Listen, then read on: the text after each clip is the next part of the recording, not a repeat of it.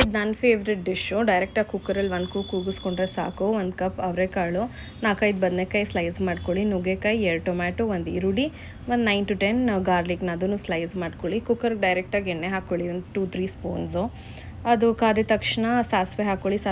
ಸಾಸಿವೆ, ಜೀರಿಗೆ, ಇದ್ರ ಜೊತೆಗೆ ಒಂಚೂರು ಸ್ಪ್ಲಾಟರ್ ಆಗಿದ ತಕ್ಷಣ ಫಸ್ಟು ಬೆಳ್ಳುಳ್ಳಿ ಹಾಕ್ಕೊಳ್ಳಿ, ಸ್ಲೈಸ್ ಮಾಡಿಟ್ಕೊಂಡಿರೋ ಬೆಳ್ಳುಳ್ಳಿ. ಆಮೇಲೆ ಈರುಳ್ಳಿ ಹಾಕ್ಕೊಳ್ಳಿ. ಈರುಳ್ಳಿ ಹಾಕ್ಕೊಂಡಾದ್ಮೇಲೆ ಅದೊಂಚೂರು ಬಾಡಿಸ್ದಾದ್ಮೇಲೆ ಒಂದು ಸ್ಲೈಟಿಶ್ ಬ್ರೌನ್ ಆದಂಗೆ ಸೋಂಪು ಹಾಕ್ಕೊಳ್ಳಿ. ಸೋಂಪು ಮಿಸ್ ಮಾಡಿಬಿಡಿ, ಇದಕ್ಕೆ ಟೇಸ್ಟ್ ಚೆನ್ನಾಗಿ ಬರುತ್ತೆ. ಕರ್ಬೇವಿನ ಸೊಪ್ಪು, ಆಮೇಲೆ ಈ ಥರ ಸ್ಲೈಸಾಗಿ ಕಟ್ ಮಾಡ್ಕೊಂಡಿರೋಂಥ ಟೊಮ್ಯಾಟೊ, ಚೂರು ಸಾಫ್ಟ್ ಮಷಿ ಅದಾದಮೇಲೆ ಒಂದು 4-5 ಕಾಳಷ್ಟು ಪೆಪ್ಪರು, ಮೆಣಸು ಹಾಕ್ಕೊಳ್ಳಿ. ಅದಾದಮೇಲೆ 1 ಸ್ಪೂನ್ ಚಿಲ್ಲಿ ಪೌಡರ್, 1.5 ಸ್ಪೂನ್ ತನಕ ಹಾಕ್ಕೋಬೋದು ಖಾರಕ್ಕೆ, ಯಾಕಂದರೆ ಚಪಾತಿ ಅನ್ನಕ್ಕೆಲ್ಲ ಬೇಕು. ಆಮೇಲೆ ಇದಕ್ಕೆ ನೆಕ್ಸ್ಟ್ ಬೇಕಾಗಿರೋದು ಕೊರಿಯಂಡರ್ ಪೌಡರು. ಇದು 2 ಬೇಕು. ಇದು ಆದಮೇಲೆ ಒಂದು ಚಿಟಿಕೆ ಅಷ್ಟು ಹಿಂಗೆ ಎಷ್ಟು ತೋರಿಸಿದ್ದೀನಿ ಅಷ್ಟು ಹಿಂಗೆ ಹಾಕ್ಕೊಳ್ಳಿ.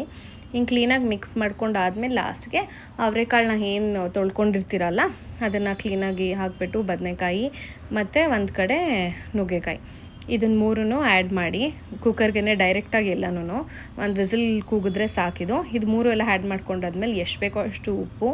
ಆಮೇಲೆ ನೀವು ಖಾರ ಜಾಸ್ತಿ ತಿಂತೀರಾ ಅಂತಂದರೆ ಇನ್ನೂ ಹಾಕ್ಕೋಬೋದು, ಗ್ರೀನ್ ಚಿಲ್ಲಿನ ಸ್ಲೆಟ್ ಮಾಡಿನೂ ಹಾಕ್ಕೋಬೋದು. ಅದು ನಿಮ್ಮ ಸ್ಪೈಸ್ ಟಾಲರೆನ್ಸ್ ಮೇಲೆ ಹೋಗುತ್ತೆ.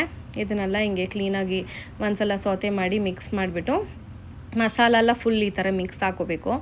ಅದಾದಮೇಲೆ ನಾನು ಒಂದು ಗ್ಲಾಸಷ್ಟು ನೀರು ಹಾಕಿದ್ದೆ, ಕೆಳಗಡೆ ಆಮೇಲೆ ತಳ ಅಂಟುತ್ತೆ ನೋಡಿಕೊಂಡೆ ಹಾಕಿ ಗ್ರೇವಿ ಥರ.